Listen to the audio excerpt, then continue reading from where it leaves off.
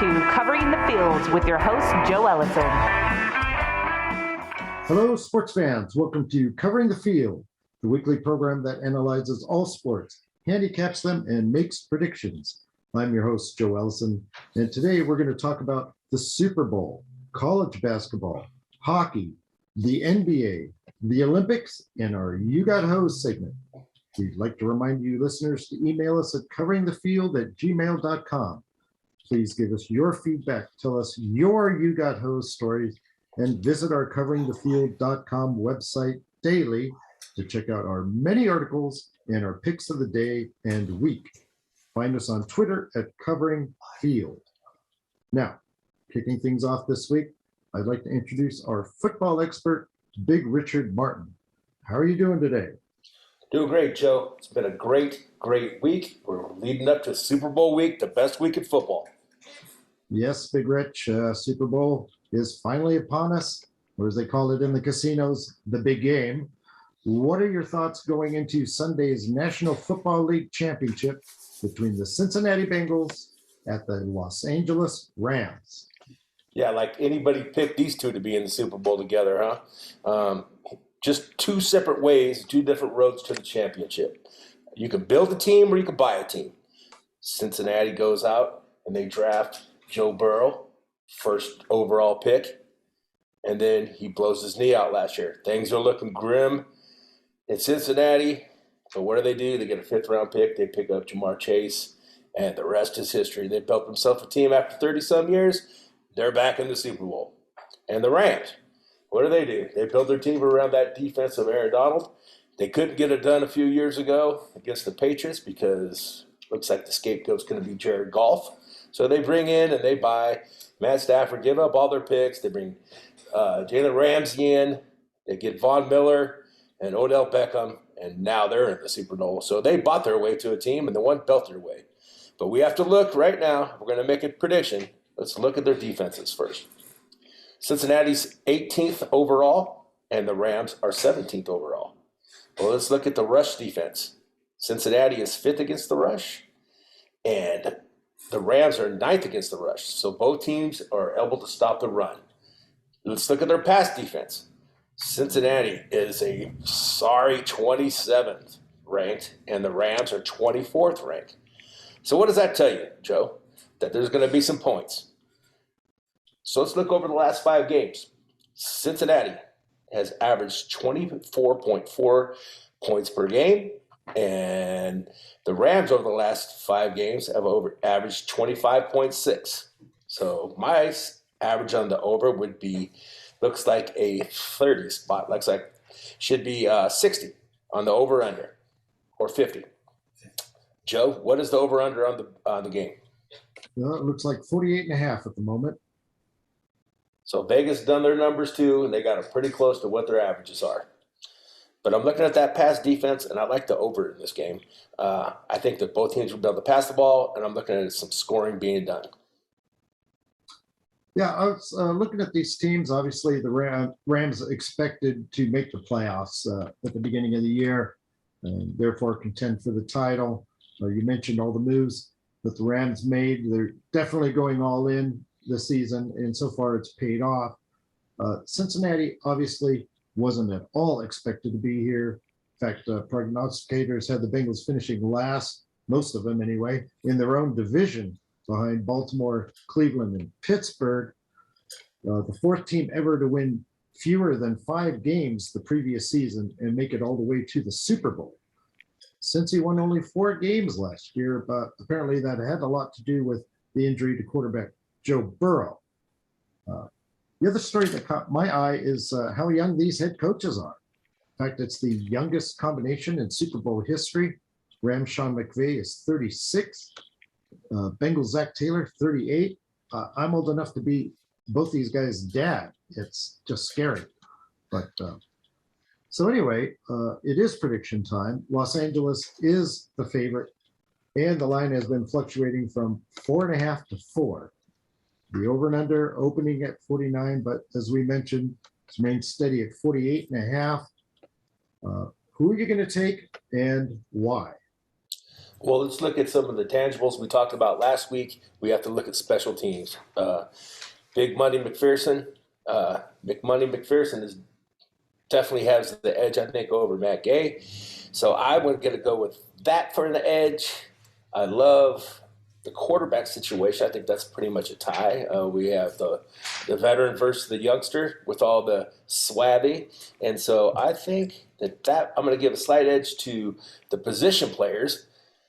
But I think the Rams defense is going to be able to get to Joe Burrow with rushing 4. I'm going to go with Cincinnati plus the 4.5. As I made that bet. I got it when it did go to 4.5. Now it's back down to 4. But I like the Rams to win by a field goal. I think the kicker is a good bet. You can bet that prop bet. The kicker wins the field goal the last score of the game. Well, normally the Super Bowl isn't a home game. But for the second season in a row, it is, with LA playing at SoFi Stadium. Tampa Bay was at home last year, of course. But that, in my mind, makes the game easier to handicap. I'm also taking Cincinnati plus the 4. According to my numbers this season, Cincinnati on the road is a terrific 7-1-2 against the spread, an amazing 5-0-2 as a road underdog. Only once did the Bengals lose a road game by 5 points, and that was Week 18 at Cleveland when they were resting starters. Cincy, in their last 7, is 6-0-1 against the spread overall. The Rams, they just have a mediocre home spread record, but I'm going to go against you on the total. I'm going to take the under 48.5 points. All 3 of Cincinnati's playoff games have gone under on the road. 8 out of 10 Bengals games have gone under. You have to go back to Halloween to find a Cincy road game that went over. The Rams are 6-4 under at home. Other than that Week 18 game against San Francisco that needed overtime, you have to go back to October 3rd to find a Ram home game that went over 48.5 points. As far as the intangibles concerned, all the pressure is on Los Angeles and quarterback Matthew Stafford. Only Tom Brady, Trent Dilfer won Super Bowls their first year with the new team. If you believe that things happen in threes, Joe Burrow is attempting to join Joe Namath and Joe Montana as the only quarterbacks to win a college national championship and a Super Bowl. Joe is such a great name. If you believe in threes, you're going to see Joe Burrow getting a championship. Also, Zach Taylor coached under Sean McVay for two seasons and should know his tendencies. A late interception is key to each of Cincinnati's playoff wins, and Stanford is a prime candidate for another. I'm going to take the Cincinnati plus the 4 and under 48.5. And you're saying you have the Rams actually winning the game, but not covering. That's exactly correct. I guess if I'm going to take the 4 points, I'm going to have to also try the money line and say the Bengals win by a field goal. McPherson kicking another game winner seems to be the pattern. I'm going to say like 24-21, and we'll see how that goes. Big Rich, there are also numerous proposition bets available. Do you like any of those? Well, I'm going to give you Big Rich's fabulous 5 prop bets this week. Let's start with the opening kickoff. Let's make some money before the game kicks off. The kickoff is you can bet that it's a touchback. And so Matt Gay has kicked 63.7% of his kickoffs have been touchbacks. And Evan McMoney McPherson, 60.4 of his kickoff has been touchbacks. So it's 167.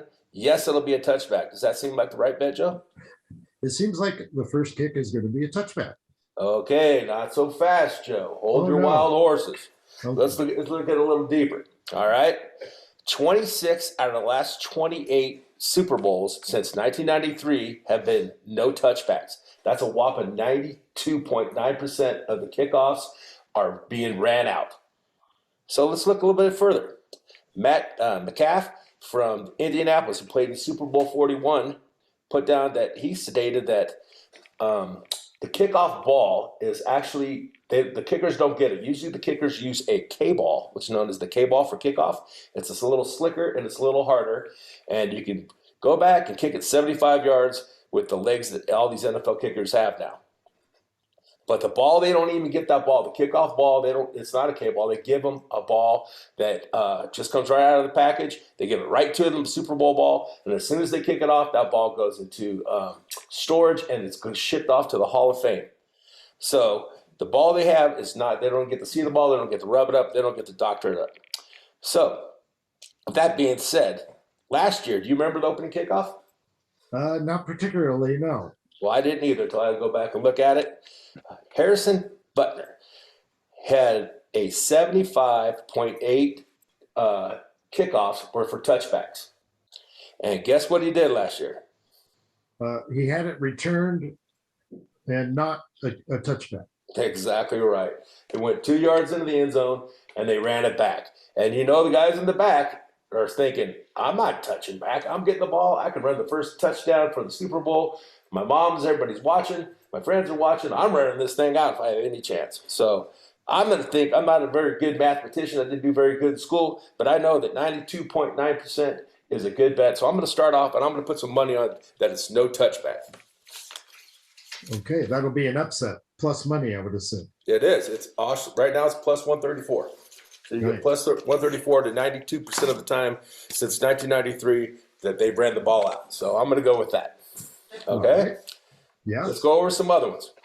All right.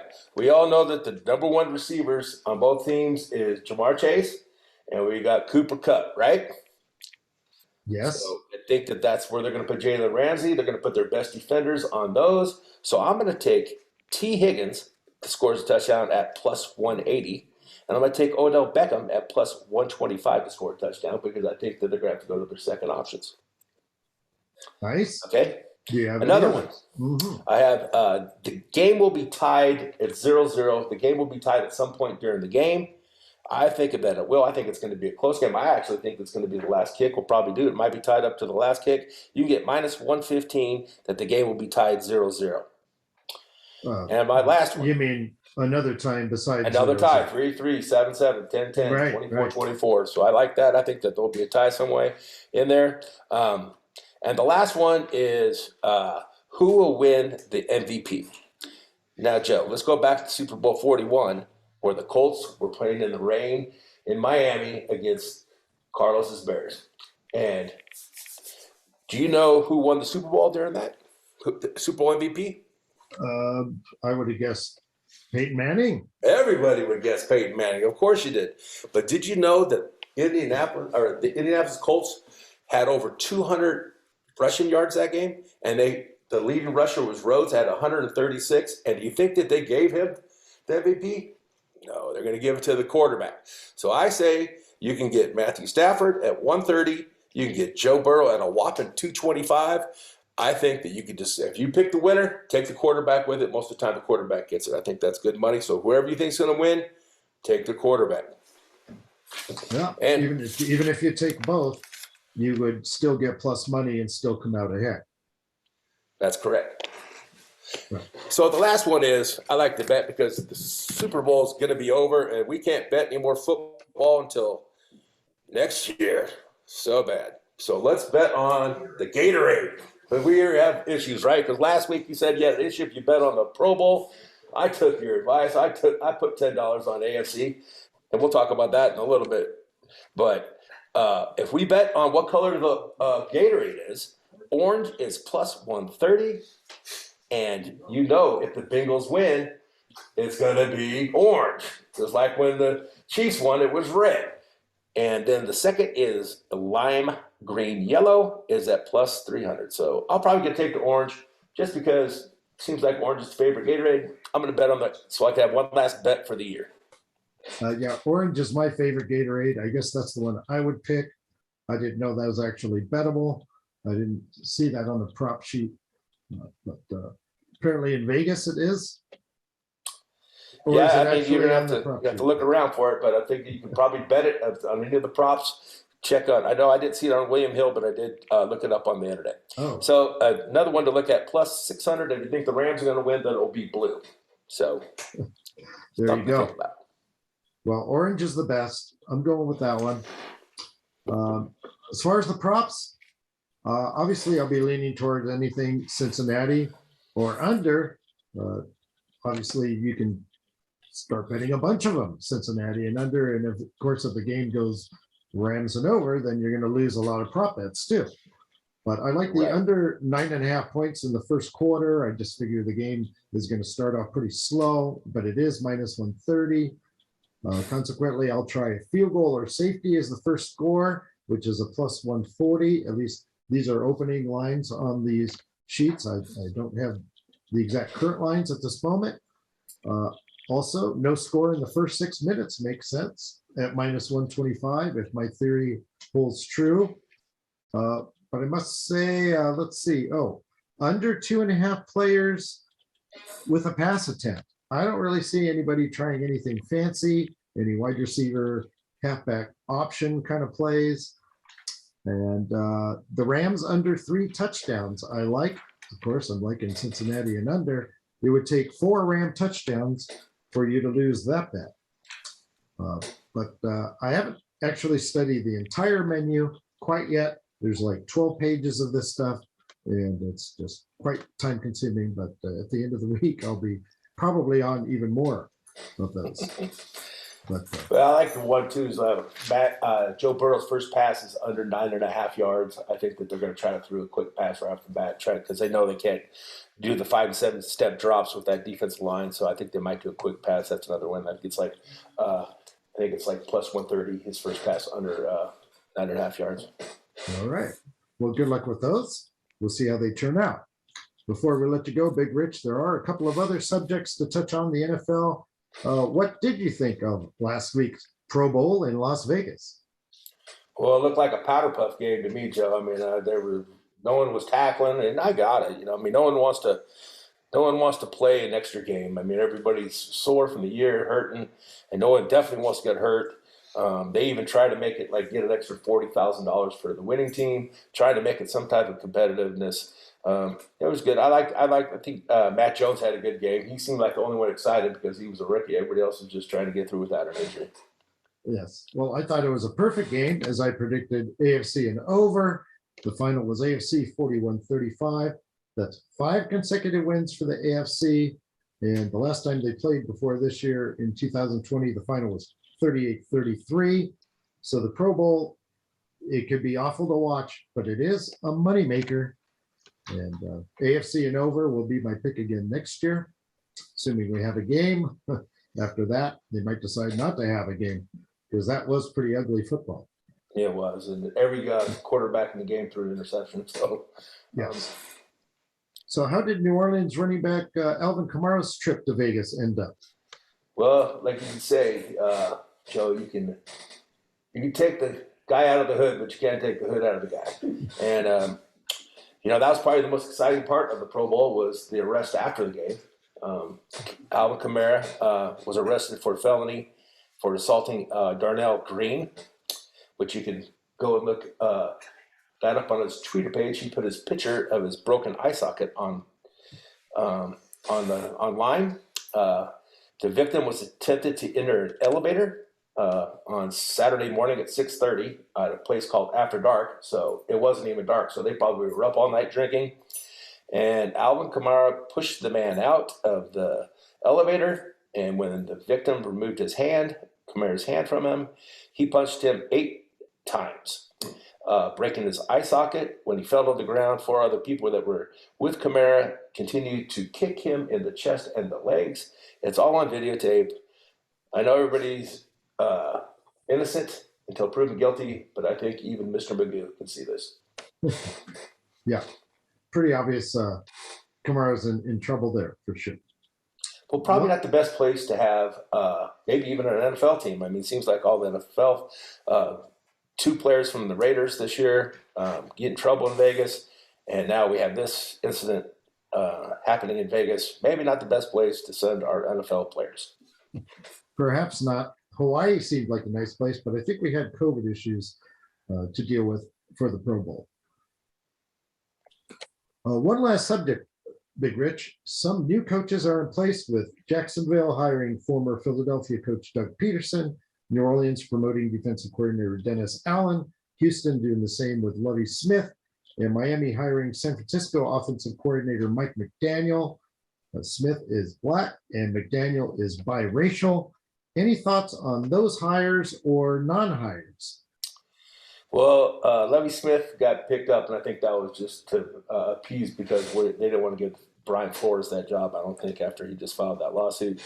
It's pretty obvious that we have an issue with the number of black coaches in the league, and I know Roger Goodell's attempting to make something happen, but, I think that the players, as you know, like with Jim Harbaugh, went up to Minnesota. He thought he was a lock for that job.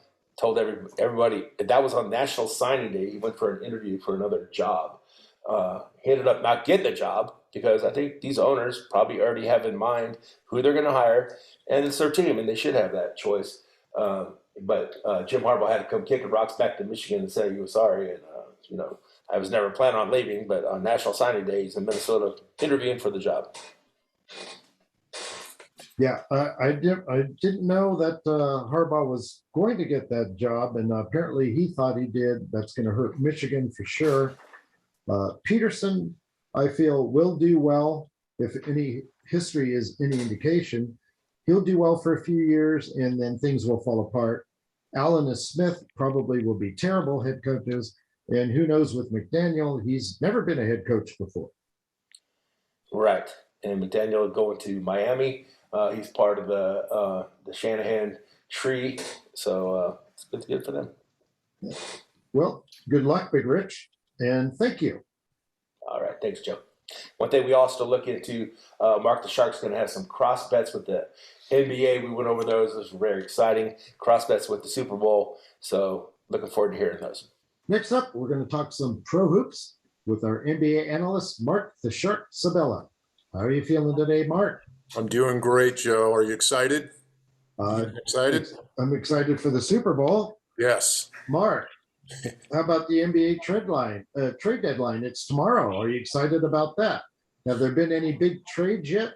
And are there any in the works in the association? Yes, sir. So, Joe, as we're going to talk about the trade deadline and the actual timing of it, there's been a number of trades that have happened this week in the association. And there's a couple of interesting rumors of no teams are not going to trade before the trade deadline. And you're going to see that they probably should think about trading someone before the deadline. So kind of the bigger key trades this week were Domantas Sabonis had left, was traded from Indiana to Sacramento in a huge 6-player trade. Tyrese Halliburton, Buddy Hield, and Tristan Thompson went from Sacramento over to Indiana. Sabonis, Jeremy Lamb, Justin Holiday, and a 2027 second-round pick were all given to Sacramento.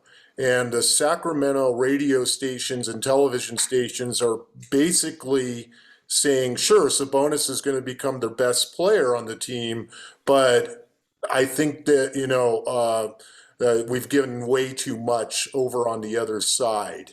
From your standpoint, what does that sound like to you? Does it sound like Sacramento probably gave up too much on that one? Well, I'm kind of like Buddy Hield. I thought he was a pretty good player, but Sabonis is an all-star, if I'm not mistaken. Sure. So I guess on paper it looks fairly even because he's the only all-star part of the trade. Absolutely. Yeah, that's a good take on it. I think Halliburton's upside was probably the thing that they were most worried about on something like that. But also you get the old Cleveland center, Tristan Thompson, going. I think Indiana probably got the better of this and is probably, with their existing core is going to get a lot stronger for the remainder of the season. So Another big trade was between the LA Clippers and the Portland Trailblazers. The Clippers sent Eric Bledsoe and two guys I've never heard of, but Justin Winslow and Keon Johnson and a future second round pick over for two very known names, Norman Powell and Robert Covington, go over to the Clippers. So the Clippers made a move at the trade deadline to strengthen and to try and solidify a playoff spot. And this just broke while we were starting the show. The Big Mouse was reporting that that our buddy Joe Ingles that we talked about last week with Utah, that is basically out for the season with a torn ACL. And Joe, you and I predicted that Utah was going to make a move before the trade deadline. Well, they sent Joe Ingles over to Portland just now. And Utah gets a kind of an up-and-coming guy that they really like. Nikhil Alexander-Walker is the one coming over from Portland. So they were looking for the shooting now that Joe Ingles is out for the year, and obviously Portland is looking to their future.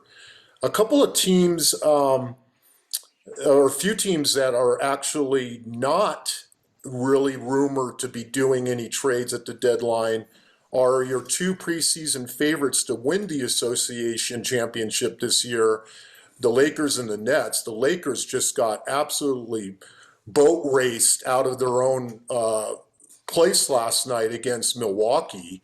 And Russell Westbrook continues to just get benched, not play well. He came out today and was blaming Coach Vogel for because he can't predict when he's going to be in the game to be effective. So I think it's just a bunch of, hogwash, and I was going to say something worse, but I'm not. And then on the Brooklyn side, Steve Nash came out, and there's been James Harden rumors of being traded. They were originally going to try and figure out how to get rid of the problem, Kyrie Irving, but it's now Steve Nash came out and said, not only are we not trading Irving, we have nothing to do with wanting to trade Harden either.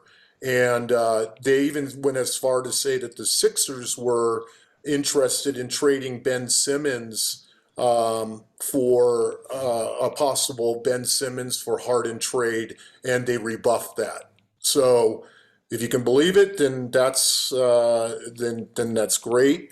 And as we discussed last week, Ben Simmons continues not to play.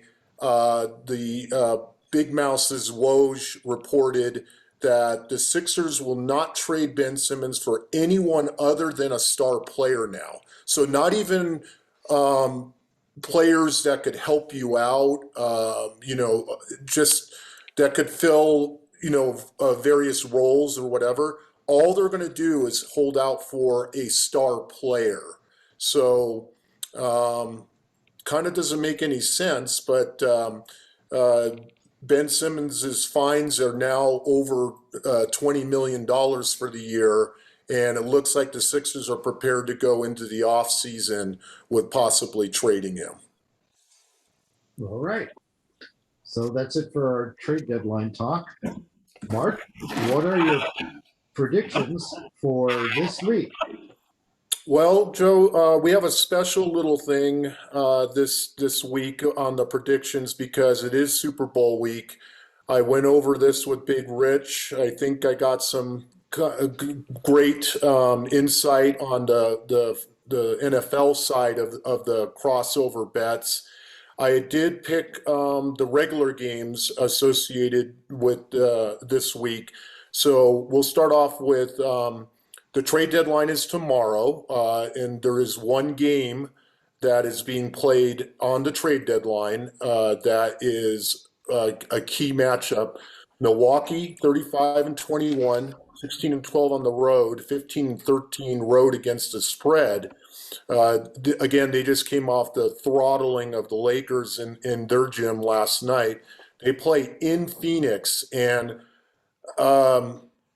I tried to bet against Phoenix last week, which was really a stupid move, and I learned a lesson, and I'm not going to do that anymore. Phoenix is 14-1 in their last 15 roadies now, and they are finally back home after a 3-0 East Coast swing where they were undefeated.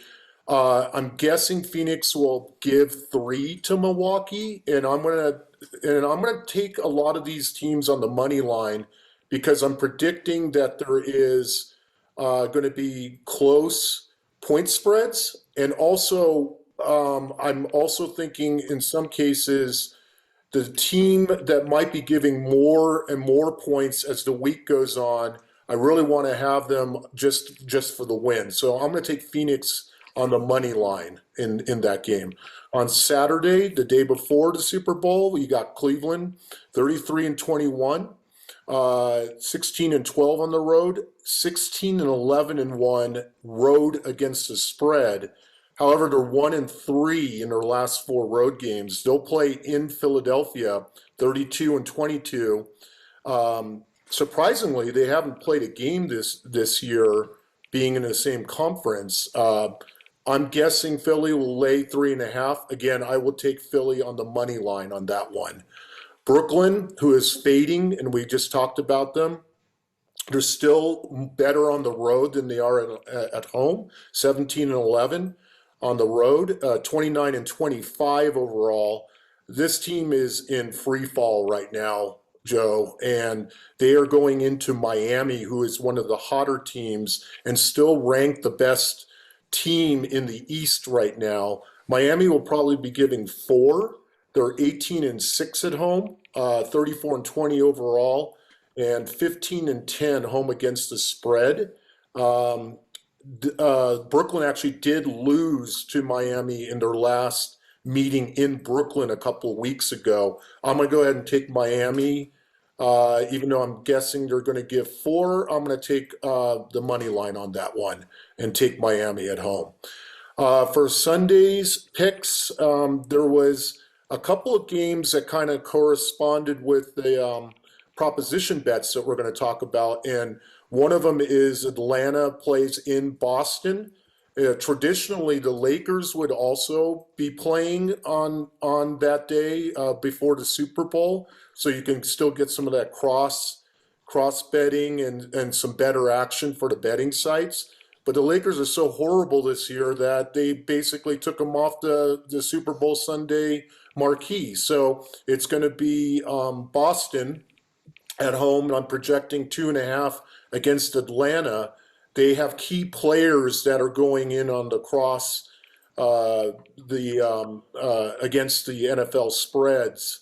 And I'm guessing that they're going to want to make a good show of it, individual performances before the actual Super Bowl.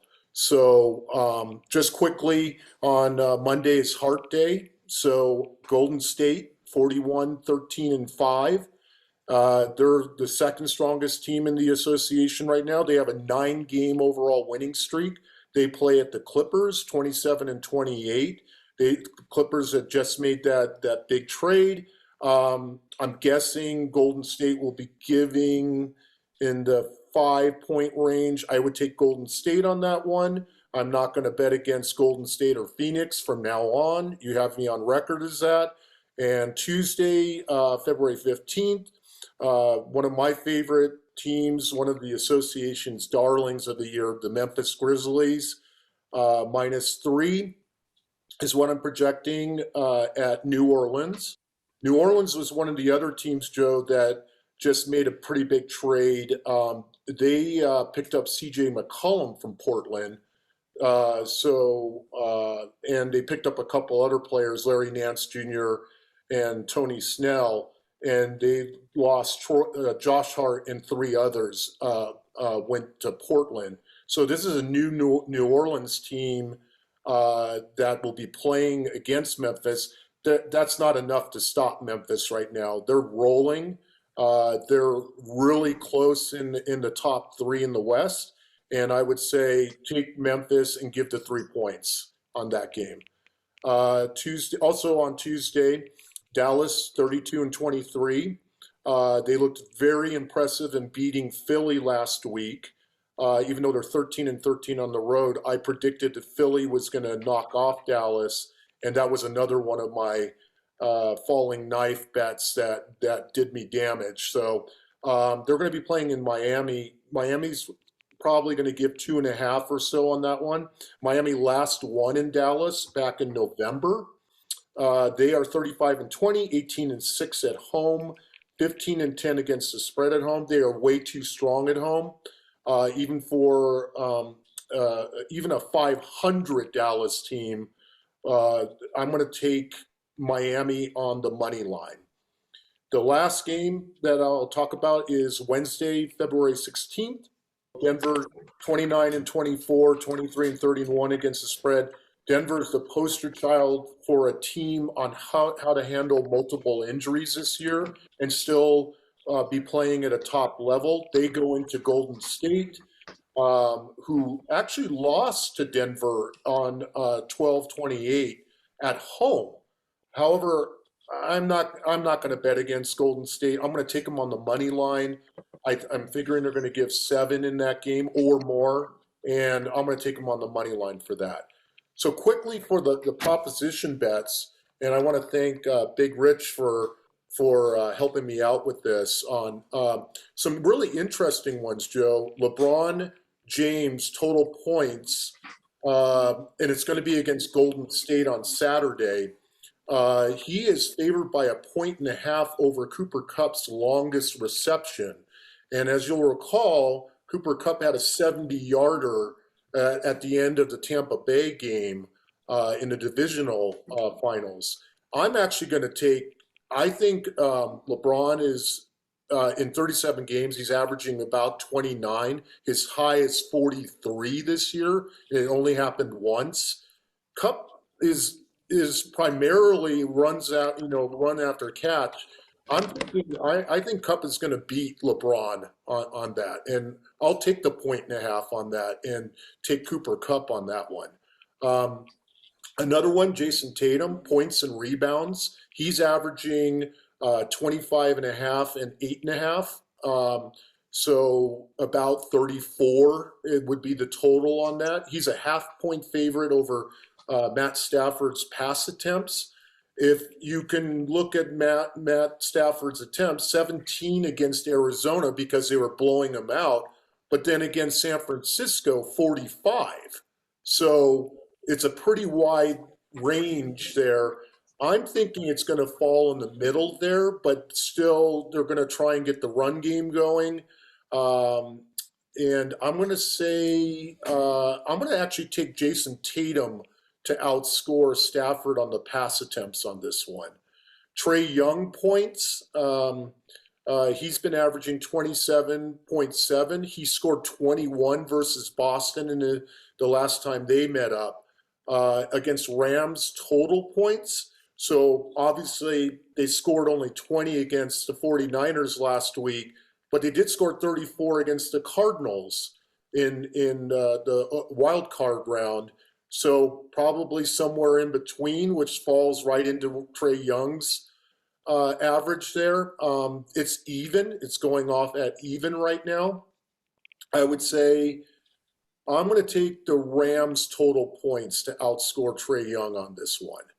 And then Jaylen Brown points, 24 is what he's averaging. He scored 26 against Atlanta the last time they met up. He's a 1.5 favorite against total first half points between both football teams.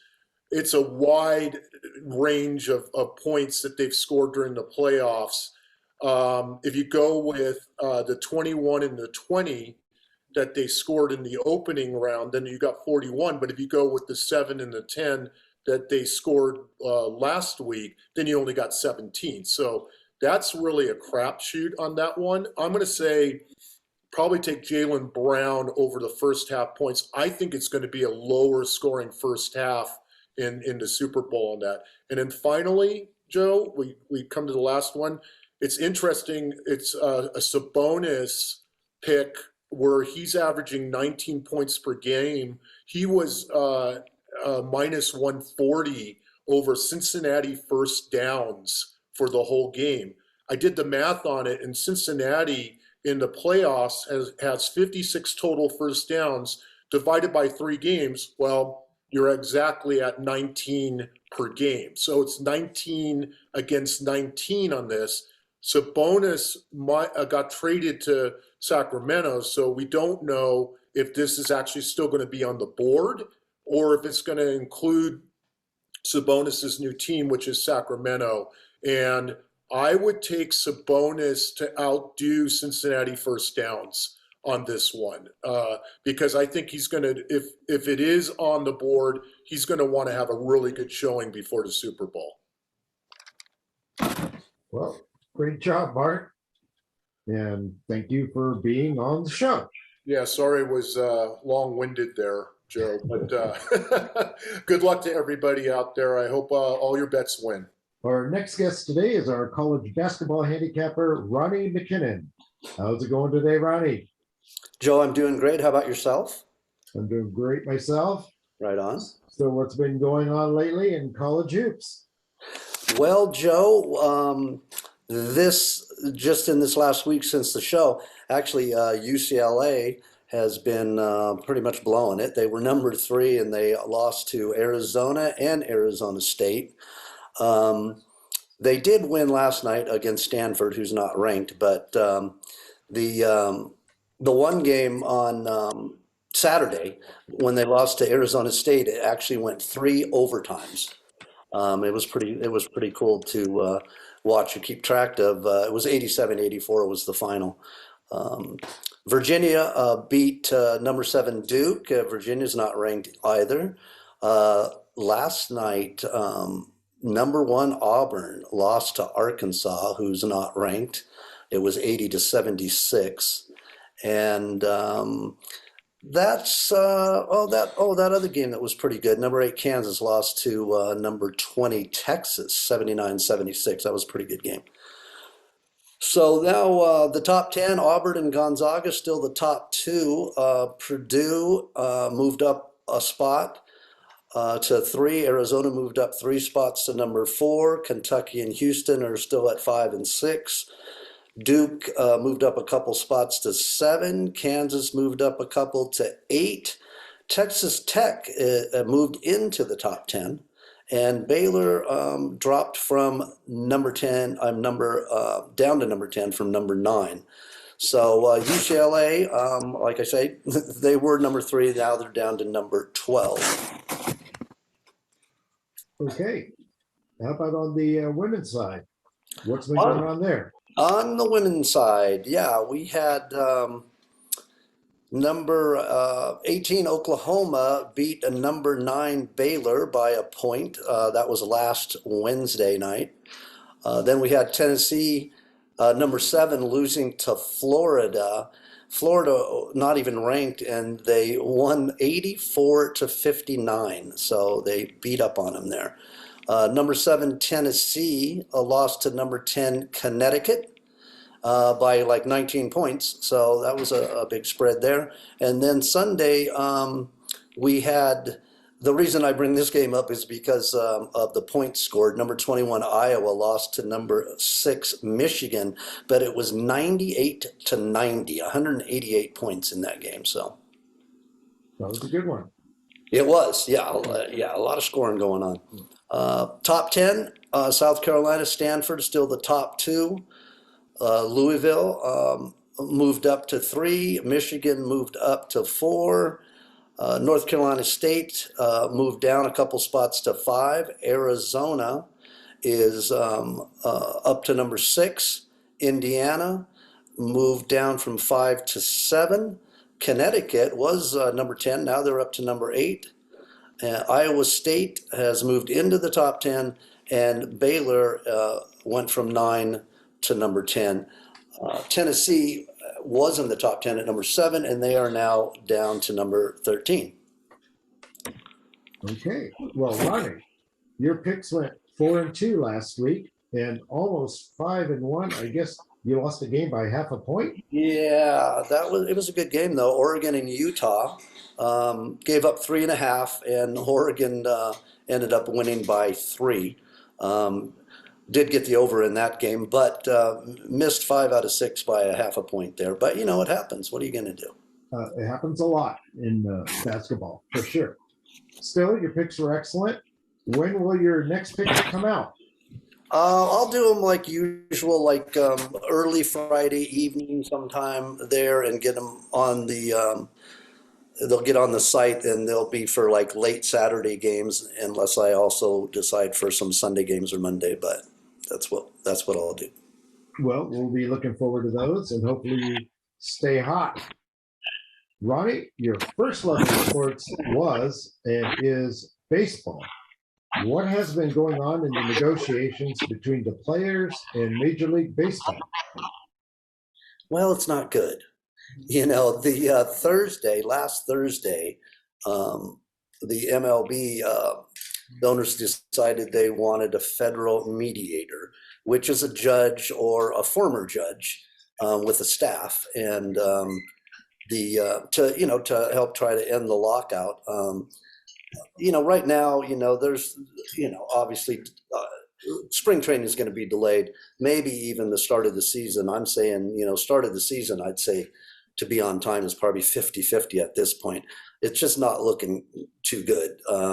They're kind of, both sides are further apart than they have been. And, wanting to get a mediator isn't a good sign, but it's worked before. It works in other sports, baseball, not so much to actually without still delaying the season. But then the next day, actually, February 4th, getting MLB's request, for the mediator, the players, decline that, and so they don't want to do that, and so it just doesn't look good at this point. There's been a lot of back and forth, and the MLB is like, the owners are like, we don't understand, we're trying to help, and the players are like, well, you guys were gonna do a counter proposal and then you didn't, and so it's kind of a back and forth, and there's a lot of issues to deal with. Most of them, of course, about money, but there's some other things too, and some of them they agree on, but the major things, they're still far apart. So we've hit on some of those things in the past that we've talked about, and no need going over all of them again, but arbitration has helped. It's helped Major League Soccer. It's helped the NHL, the NFL. A lot of times without having any games canceled. Baseball, not so much. They've had games canceled and ended up starting to play again. But so that's kind of where we're at right now. It's doesn't look really great at this point. Well, the players rejecting mediation, I would assume then that the situation was not favoring the players to go to mediation, so they decided not to. Well, yeah, I think, yeah, of course, but I just think that it can help, and but they don't want to do it, and they have the right to reject that, and they did. So that's where we're at, and a lot of issues to go through. It looked pretty good, a couple weeks ago, and now it not so hot so right now, man.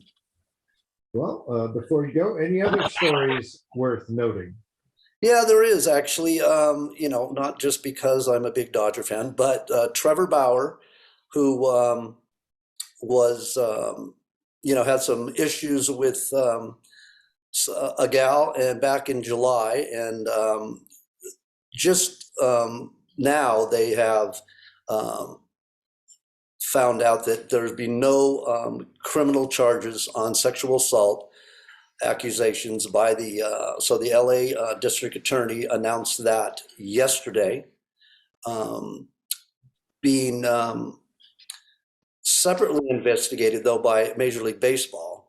And under the joint domestic violence policy agreed upon by the owners and the Players Association, the commissioner's office can suspend a player even if he has not been charged or convicted. So MLB is still looking into it and won't have any further comment until they come to a conclusion on the suspension. Trevor Bauer, good, great pitcher. He's been on a paid administrative leave since July 2nd. He had that $102 million contract for 3 years, $33 million a year. He's due $35 million this next year in 2022. And he was getting paid ever since his suspension back on July 2nd. So It's good work if you can get it. no doubt, right? Yeah, obviously I would think he wants to pitch, and I'm sure so do I and the Dodger fans, but that's where we're at. And even if MLB clears him, will the Dodgers take him back? Some team will take him. That'll happen. Oh, for sure. Well, good job, Ronnie, and thank you for the info. Well, Joe, thanks for having me. Our last guest today is our winter sports fan, Gator Gates. How are things going today, Gator? Oh, I feel excellent today, Joe. Thank you.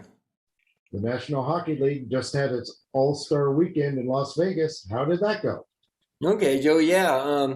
Well, I'm just going to run down the winners of these events real fast. I got the Pastor Skater went to Cairo from St. Louis. The Save Streak went to the Atlantic Division with Vasilevsky and Campbell. The Fountain Face-Off, Zach Warnski won with Columbus. And the hardest shot was Victor Hedman, Tampa Bay. He had a 103.2 mile an hour shot. The breakaway went to Alex Pietrello, and he got a 19 from an actor, John Henman. So I think that was kind of a little bit skewed there. We also had the 21 and 22, Pavleski won from Dallas, and the accurate shot went to Aho from Carolina. Now, in the games, the semifinals, in the first one went to Metro. They scored 6 over the Pacific 4. And in semi game 2, Central beat Atlantic 8-5. And the final, and this doesn't really shock me, Joe, Metro won 5-3 over the Central. Right, a 7-time All-Star and Philadelphia captain, Claude Giroux, 34 years old, was the MVP. Vegas coach Peter DeBoer said he, among others, were very hungover for those games. Apparently, the Vegas nightlife taking over during the skills competition. Yeah, just like the NFL one, I think, Joe. Kind of looked like it, didn't it? Yeah. It was quite a weekend for pro sports there in Vegas. Well, now, Joe, the sports books, they had to refund some of that skill competition in the Fountain Face-Off and the 21 and 22 card game. The NHL shot those two events 2 hours before the skills competition was supposed to start. Now, the NHL was so good at keeping this a secret that the books were still selling these tickets 2 hours after the event was over. So, Joe, I know this is a little premature here, but if you had Wawrinski or Polemski, you got hosed. Yeah, I guess if you had bets on them and they won the competition, and obviously Vegas was still taking tickets. They didn't even know that. Then yes, you definitely got hosed on that. Yeah, you got to fill up those chills, Joe. For sure. Gator, your weekly picks went 1-1 so far, with 3 more to go tonight. You're 54 and 11 over your last 9.5 weeks on your hockey picks. Mm-hmm. What are your predictions for this upcoming week? Okay, well, start on Thursday. I have St. Louis over New Jersey and Pittsburgh over Ottawa. Friday, I have 3 games. I have Edmonton over the Islanders, Tampa Bay over Arizona, and Anaheim over Seattle. Saturday, I have 3 as well. I got Boston over Ottawa, Columbus over Montreal, Calgary over the Islanders. Monday, I have Toronto over Seattle. And Tuesday, I have St. Louis over Ottawa. All right, we'll see how those come out. Hopefully you keep your hot streak going. Gator? I hope so too, Joe. I'm sure you will. Gator, you love the Winter Olympics. What stories have caught your eye? I mean, were there any like big long shots that hit maybe? Oh yeah, Joe. One of my losses, I picked Canada to win in the mix, and actually Italy that went up at 33-1. The mixed curling. In curling, correct. Went up at 33-1, and they went 11-0. Joe beat Norway in the finals for the gold. Another long shot that we got was in women's biathlon 15K. Germany won at 22-1. Another big long shot. Well, that was some money makers right there. Mm-hmm. Yeah. As far as stories I've been looking at, I guess the Olympics starting off poorly for the United States, as assistant captain Brianna Decker of the hockey team got hurt, and she's done for the tournament. Mm-hmm. Yeah. I did notice in that Finland game, it was very interesting that there were 2 U.S. referees and 2 Canadian referees. I mean, is that unusual to have 2 U.S. referees refereeing a U.S. game? Yeah, Joe. I thought when I saw that, I thought that was strange as well, Joe. Even in like soccer or any of those, you usually don't have the referee be. It has to be impartial. So yeah, Joe. I'm not exactly sure what's going on with that one. That's a little puzzling. Maybe a lack of referees. Maybe. I don't Yeah, I know. I think that's reaching there, Joe. Yeah, hard to say. So it was the first time in Olympic history after 20 events the U.S. had no gold medals. But finally, today, we had Lindsay Jacobellis in her 5th Olympics. She won gold in the women's snowboard cross. She famously got silver a number of years back, going for a big jump when she had the competition won. Michaela Schifrin did poorly again in the slalom. She skied out in the giant slalom. In that slalom, it was her first, did not finish in more than 4 years. So that's it looked really icy to me, Joe, when they were going across it around those turns. She fell in like the 5th gate, I want to say, 5th turn. Yeah, it looked really icy. Yeah, well, they weren't allowed to ski on that snow or that mountain because of COVID last year. So maybe unfamiliarity with the course might have a lot to do with that. Yeah, and same thing in the sledge, Joe. They didn't get to do that course either. You saw a lot of people wrecking in those first 2 runs. But that's not as bad as what happened to 19-year-old figure skater Zhu Yi, who gave up her American citizenship to compete for China, fell twice, left the ice in tears. Now she's being attacked on social media by the Chinese people. Really awful story for her. Yeah, very sad story, Joe. But here's my question, Joe. I'm not sure about this because when I first heard this story, I'm thinking, well, I'm blaming the Chinese team for picking her. But then I started thinking, Joe, does the military run the Olympics over there in China? Hard to say how they did. I know that her father is a professor at UCLA, so maybe that had something to do with it. I don't know. It's hard to say. Hard to say on any of this, Joe. Hard to say how China is thinking. Yeah, exactly. Good news among athletes. Canadian Max Parrott, who got a silver in snowboard slopestyle in 2018, was then diagnosed with cancer, Hodgkin's lymphoma, turned around and won gold in the same contest this year. And Frenchman Johan Clary, 41 years old, got a silver in downhill skiing. Now that's got to be some kind of a record. Oh, that's amazing. Yeah. That's amazing. Especially in downhill. Exactly. That's a young person sport there. So Gator, do you have any predictions for next week's slate of events? Yeah, Joe. Well, right now, out of the 7 medals that gold medals been been giving out. I'm 3-4, so I'm hoping to get over this 500 here. But I got the giant slalom. I got Marco Dormont. He's from a Swiss guy, and he's at plus 110. And the monobob, this is the first year of this. Is all it is the women's single bobsled event. We have U.S. Myers Taylor. She's at a plus 165. But Joe, you brought up in our special about Humphreys coming from Canada to U.S. and she's at a 13-4. I think we might be able to get gold and silver in this one, Joe. I also like figure that would be amazing. That'd be for the mono bob. Now in figure skating, ice dance, I got Papadakis and Caesaron. They are at a minus 300, and there's no way that they're going to lose that, I don't think. The other one that I think is a guarantee would be figure skaters and women, would be Camilla Valevi.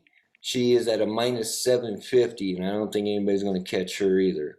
Oh, the Russian, yes. The Russian, correct. Now, the slope style, I really love Tesla Do. She's a French girl. She's at 3-1. I also like Laura Peel. She's in the aerial. She's at a plus 285. Good prices here, guys. And we got slope style men's. We have Andre Rigetti. He's at a plus 185. Now this one, Joe, this is like a long shot for me here. This is like doing handicapping horses. Women's skeleton, we have Tina Hermann. She's at a plus 375. She's the favorite, and she's a German. I really like Kimberly Bosch. She's at 6-1. Having the favorite at 375 proves to me that she is beatable, and I really love Kimberly Bosch. And this is one that I think that there's no way it's going to lose. Mixed lose, Germany minus 150, Joe. All right. Well, we'll see how those predictions turn out. There's some good pluses in there. Moving on to NASCAR now. How did the Busch Light Clash go last Sunday? All right, Joe. Well, I'll just run through the winners real fast of the 4 heat races. And the first one was Kyle Busch. The second one was Reddick. The third heat race was Haley. And the fourth one was Logano. Now, the last chance is where we get some controversy here. The first one went to Hamlin, but Ty Dillon was the one who won the second last chance, but he did get disqualified from a restart violation. So that put Burton up into the main event. Now, Joe, we did hit Logano at 11-1. He did go off at 8-1 at the beginning of the race. So I'm glad about that. And then next Thursday, we have the duels. That's going to be on Fox Sports 1 at 4 o'clock next Thursday. And then Daytona 500 is going to be on February 20th, which is Sunday. And odds are out for that right now, Joe. And the matchups are out as well, guys. All right. We'll make predictions next week. We'll have time for that. Obviously, last week we raced in the LA Coliseum, that quarter mile, shortest track ever. Logano winning, and then his wife having his third child the very next day. Yeah, congratulations to him, yes. Pretty amazing weekend. And this next gen race car looked just fine after that year delay because of COVID and all that. Looks like good competition is going to be maybe a little more even this year. I think so. It's great. It's great to watch. Yes. Finally, Gator, we both love watching rugby. What were the results last weekend in the Six Nations Rugby Tournament? Okay, Joe. Well, actually, we went 1-2 out of the 3 games. Ireland 29 over Wales 7. Scotland did beat England. That was one we won. That was Scotland 20, England 17. France and Italy, they played in the sloppy weather. France only scored 37 points. Italy got 10. Yeah, it was a rough weekend for our rugby picks. Wales went from 12.5 to 14.5 favorite and covered easily. Scotland went from a 6.5 point dog to a 1 point dog and won outright. It seems like where the money went, where the changes went on the spread, those both covered. So that could be something to look towards in the future on these games. Yes, Joe, I agree. So what are your picks for this week?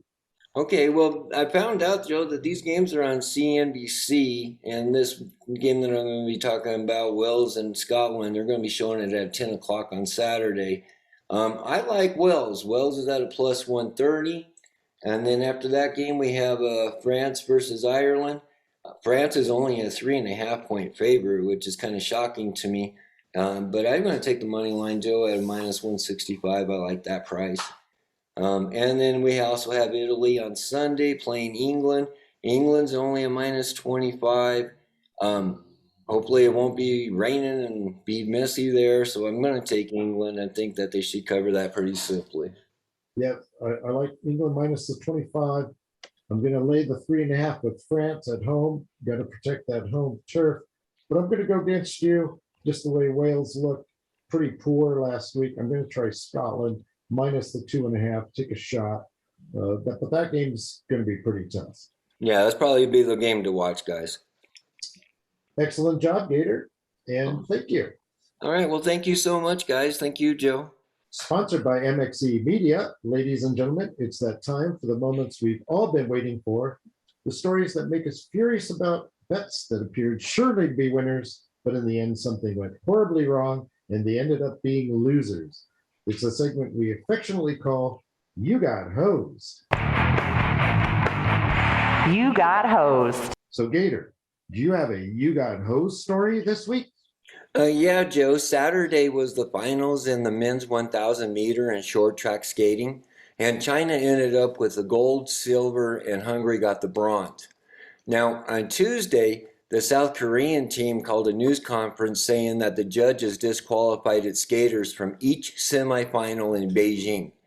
That did include record holder Wang Dae Horn, who in his semifinal also got disqualified for touching a rival. Now, that didn't mean that the 5 skaters that were in the final, 3 of them were Chinese, and the 2 brothers that skated for Hungary, but he has a Chinese father, they have a Chinese father as well.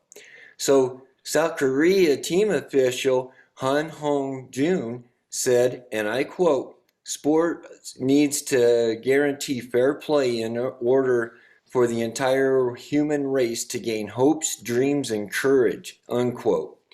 Now, Hoon did apologize to the public of Korea for forgiveness. He said that he hadn't fulfilled the dreams and hopes and wishes of 50 million Koreans. So besides South Korea, if you had Won Do-hoon, the record breaker, or any of the South Korean short track team, you got hosed. Who's in charge of that? Are the Chinese in charge of that? Yeah, I would have to say so. All 5 are Chinese guys? Yeah. Yeah, or some kind of connection. Everybody Joe, else is getting hosed. Yeah, everybody in the world, I think. Anyways, Joe, do you have a You Got Hosed story for us? Well, I can't say I got terribly hosed, but I did put a little money on American Olympian Michaela Schifrin to win her best event, the giant slalom, where she is the best in the world. I mean, losing is one thing, but not even finishing a giant slalom for the first time in over 4 years, that's very disappointing. And then she did the same thing in the slalom. Anybody who bet on Michaela Schifrin is getting hosed. Yeah, I saw that too, Joe. Yes. Yeah, y'all are getting hosed, yes. You got hosed. So that's all for this week's show. I'd like to thank my guests, Big Richard Martin, Rockin' Ronnie McKinnon, Marc the Shark Sabella, and Gator Gates, our producer, our engineer, our editor, our junior IT tech, Caden Martin, and everyone for listening. We'd like you to visit our Covering the Field website to check out our many articles and our picks of the day and week. We'd like to remind you listeners to email us at coveringthefield@gmail.com. Give us your feedback, your You Got Hosed moments, and any other comments you'd like to give us. And find us on Twitter at Covering Field. Hopefully you all enjoyed the show, and you'll hear us again next week on another episode of Covering the Field. You've been listening to Covering the Field, a CM World Services and the Sage production.